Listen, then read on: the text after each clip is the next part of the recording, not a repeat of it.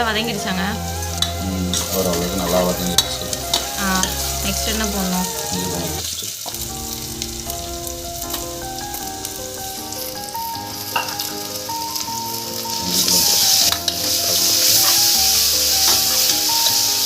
கொஞ்சம் ரெட்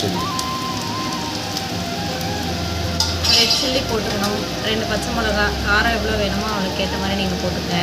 கொத்தமல்லி புதினா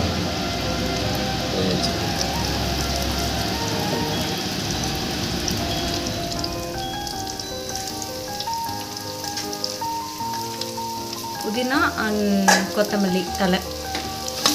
இப்போ நல்லா வதங்கிடுச்சு. வதங்கினதுக்கப்புறம் தக்காளி.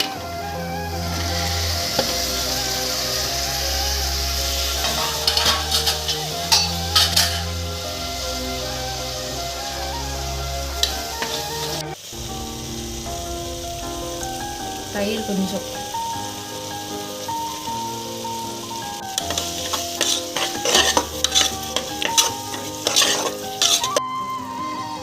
மஷ்ரூம்.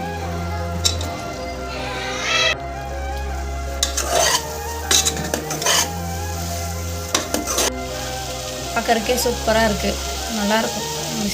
பிரியாணி நல்லா வருமா? நல்லாயிருக்கும். கொதிச்சிச்சு. இப்போ அரிசி போடுங்க.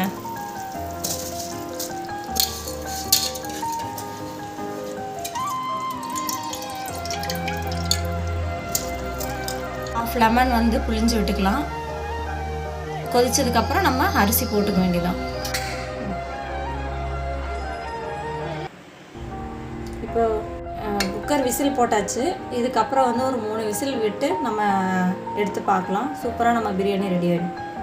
விசில் போயிடுச்சு. ஓப்பன் பண்ணி பார்க்கலாமா? சூப்பராக இருக்குது. நல்லா வந்துருக்குங்க பிரியாணி.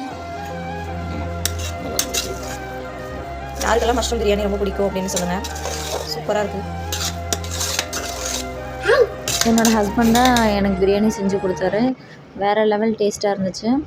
இதே மாதிரி நம்ம வீடியோஸ் பார்க்கணுன்னா என்னோடய சேனலை சப்ஸ்கிரைப் பண்ணிக்கோங்க. தேங்க்யூ.